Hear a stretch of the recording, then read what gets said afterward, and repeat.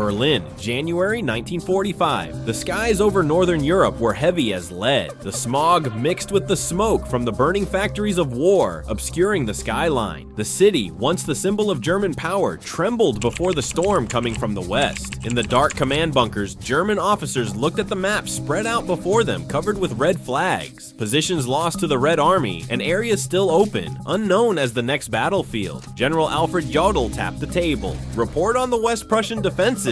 A major replied shakily, "Sir, there are less than 30,000 men left. The heavy equipment has been largely destroyed. Only a few guns and a few damaged Tiger tanks remain." Jodl was silent. He understood that every loss was a drop of blood for the Empire. But in the dark bunkers, no one dared to speak the truth. Germany was losing. The radio rang out. The official voice was sad.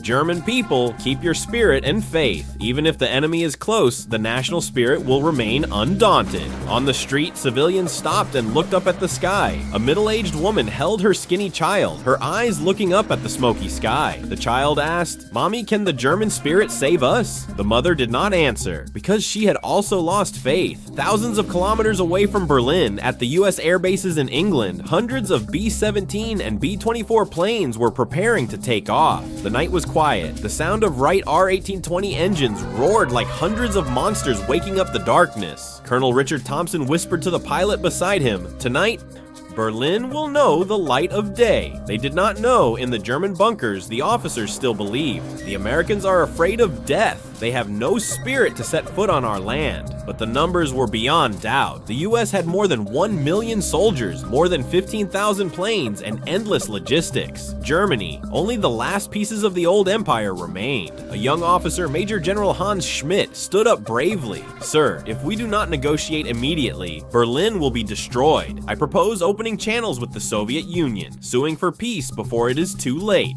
The room fell silent. Another officer slammed his hand on the table. "Shut up. Talking about surrender in front of the Supreme Commander is treason." Jodl closed his eyes and sighed. He knew Schmidt was right. Yeah, but no one dared to speak the truth in the empire of honor and death. The people were still preparing for the end of the world. They dug tunnels, took off roofs, hid children in abandoned mines and subways. Hearses drove through the night. No one knew who was inside. In the dark classroom, the teacher lectured the students. "If the enemy comes, use anything. Swords, knives, even hammers, to fight them." A boy raised his hand. "Teacher, what if they have machine guns and we only have wooden knives? We will die like the Germans." The teacher replied, her voice trembling. War was no longer about winning or losing. It was about death, about pride that had become a mental trap. General Schmidt sat in front of a world map. He marked each lost area: Normandy, Ardennes, Paris. Each red dot was a pain. And he wrote in his diary, "If the spirit was strong enough to win, we would have won long ago. But faith does not make fuel, and courage does not replace steel." Outside the bunker, the B-17 engines roared, moonlight reflecting off the fuselage. The co-pilot reported, "The radar has picked up a few weak spots. German air defenses are very lax." Thompson sneered, "They're still fighting ghosts." On the ground, anti-aircraft guns fired a few flashes, but did not hit any planes. Berlin was in darkness. That night, Berlin was peaceful. In the blindness of German citizens and officers, they believed that spirit would triumph over machine. But 20th century warfare was the age of engines, steel, and cities that could disappear overnight. Schmidt heard the sirens, the signal for the first bombing. He stood before a family photo on his desk, his wife and 3-year-old son smiling. He whispered, "If I die, tell him, I believe Germany can be immortal." He adjusted his uniform and stepped out into the dark corridor. The light flickered. The roar of B-17 engines echoed through the sky. Sometimes an empire falls not because it is defeated, but because it believes too long in a fantasy. That night, Berlin had no idea that a storm of steel and fire was approaching. Hundreds of B-17 and B-24 bombers, ready to turn the city into a sea of fire. Stay tuned for the next episode, as the streets of Berlin turn to flames, and the fate of the German Empire is decided by industrial might and modern tactics. Berlin, late January night, 1945. The street lamps were still flickering, but much of the city was in darkness. partly because of the power outage, partly because of the air raid balloons that covered the sky. The sirens sounded regularly, but the people were used to it by now. They knew that tonight was not just a warning, but a harbinger of destruction. From the American airbase in England, pilots looked down at the map, determined the target, the center of Berlin. Hundreds of B-17 flying fortresses and B-24 Liberators, equipped with time delay bombs and napalm, would create a firestorm like never before. Colonel Thompson emphasized, "We are not just after factories or arsenals. This city is the center of the enemy's spirit. Let them understand that modern industry and tactics will decide their fate." The planes took off in tactical formation. The roar of their engines filled the sky. The co-pilot reported, "The radar has picked up a few anti-aircraft guns, but they are too weak to threaten us." Thompson smiled faintly. They still believe that their spirit will save them. They are wrong. On the ground, civilians quietly entered the shelters. An elderly couple hugged each other, looking up at the black sky. "Will we survive the night?" the wife asked. "Let's just hope," the husband replied, his voice trembling. On the street, children huddled together, listening to the sound of bombs falling in the distance, then closer. The scene in Berlin now resembled a city in hell. The roofs were burning, black smoke filled the sky, screams and explosions mixed together. In the command bunker, General Jodl looked through a telescope, saw columns of smoke rising from residential areas and factories. He sighed.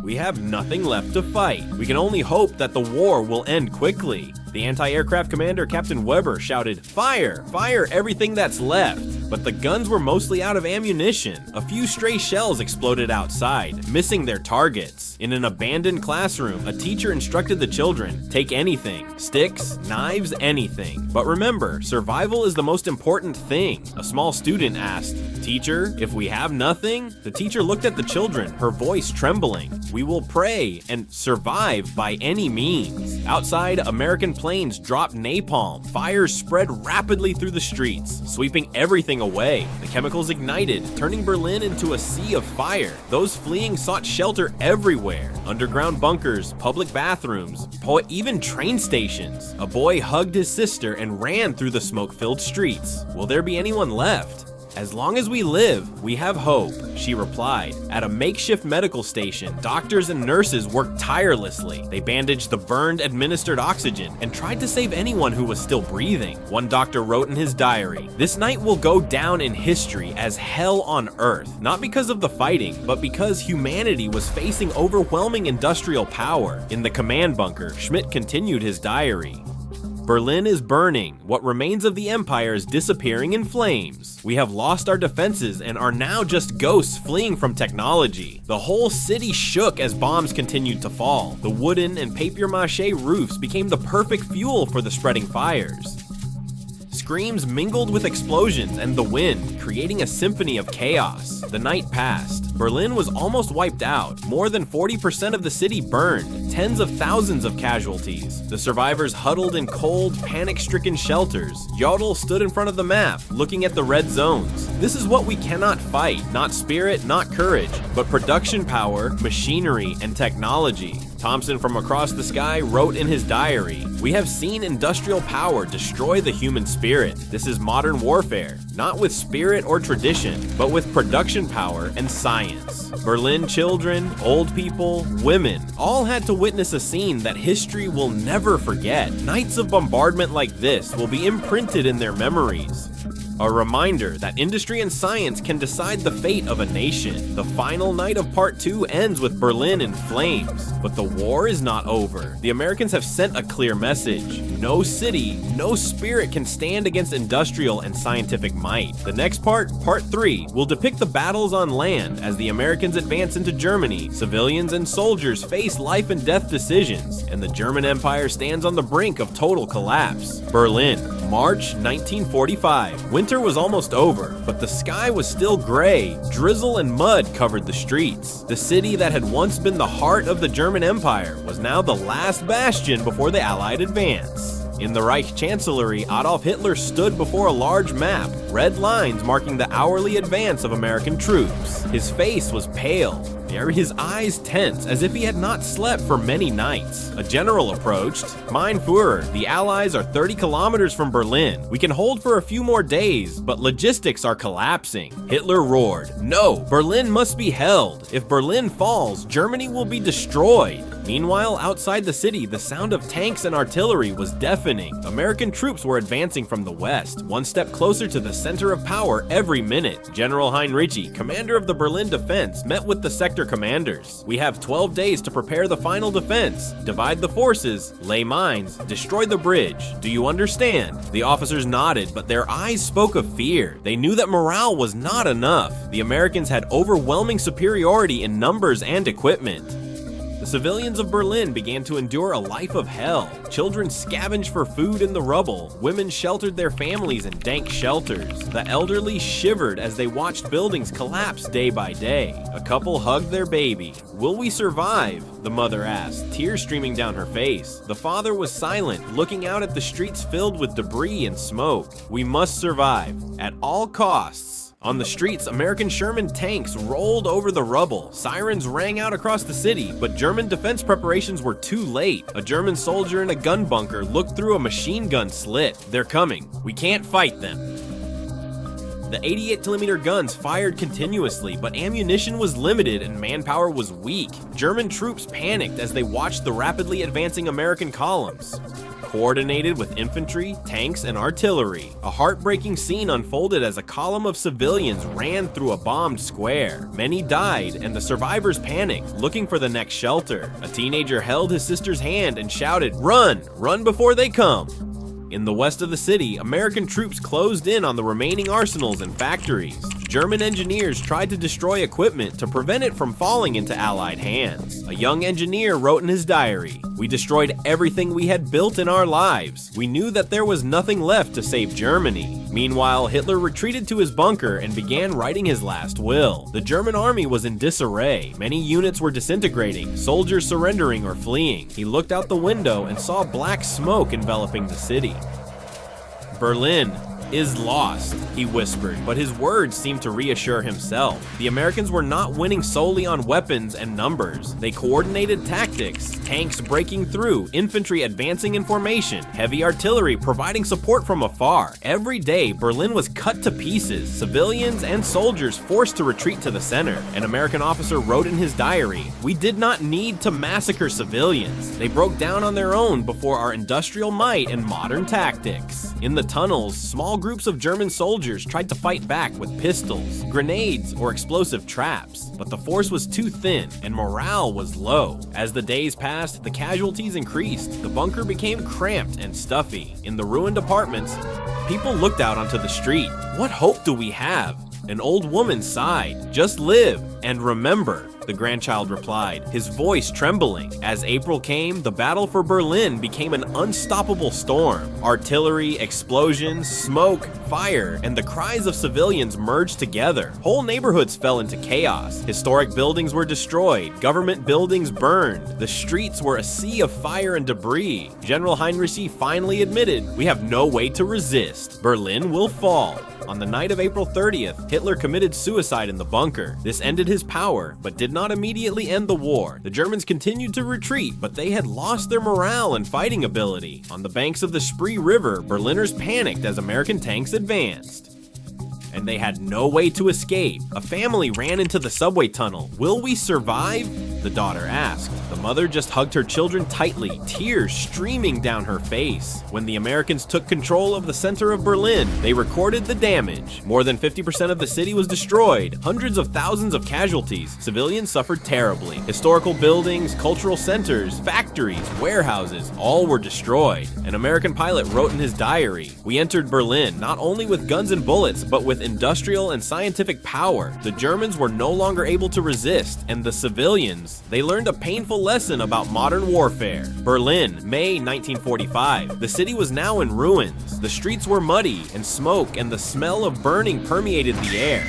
American and Soviet troops controlled each area, dividing power, while civilians trudged through debris and bodies. At an emergency conference in Reims, German representatives were forced to sign the surrender document. Colonel Alfred Jodl, representing the Wehrmacht, signed, "We cease all military action. We surrender unconditionally to the Allied forces." In Berlin, people stood silently in the streets. Children clung to their parents, and the elderly trembled as they watched each American and Soviet convoy pass by.